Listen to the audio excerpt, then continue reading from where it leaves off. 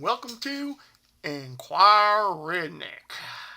Usually, you're supposed to ask me the questions. Well, today I got the question. Lately on the internet, I've been noticing emo kids.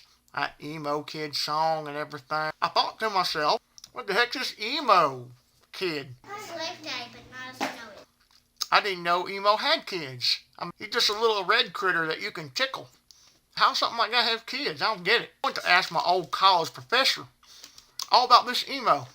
And he said to me, the emo is the new goth. I'm like, goth? What's that? And so he proceeded to explain to me.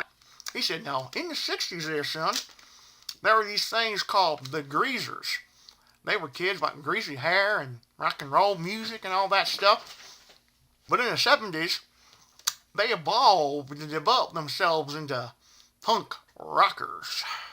Still that rock and roll music, but they are punks, and they are a little more violent. In the 80s, they were too violent.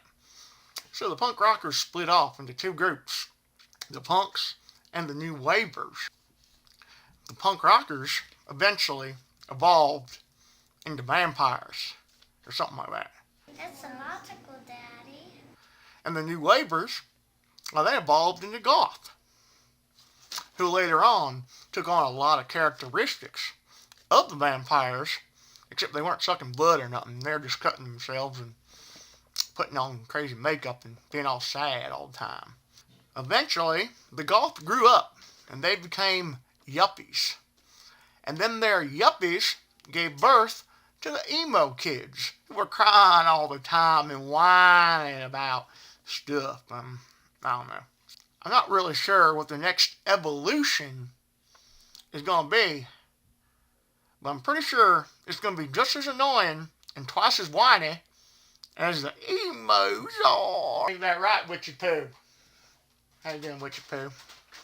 She's my friend. She's a little shaky. In case you're wondering, I still got the wood hat.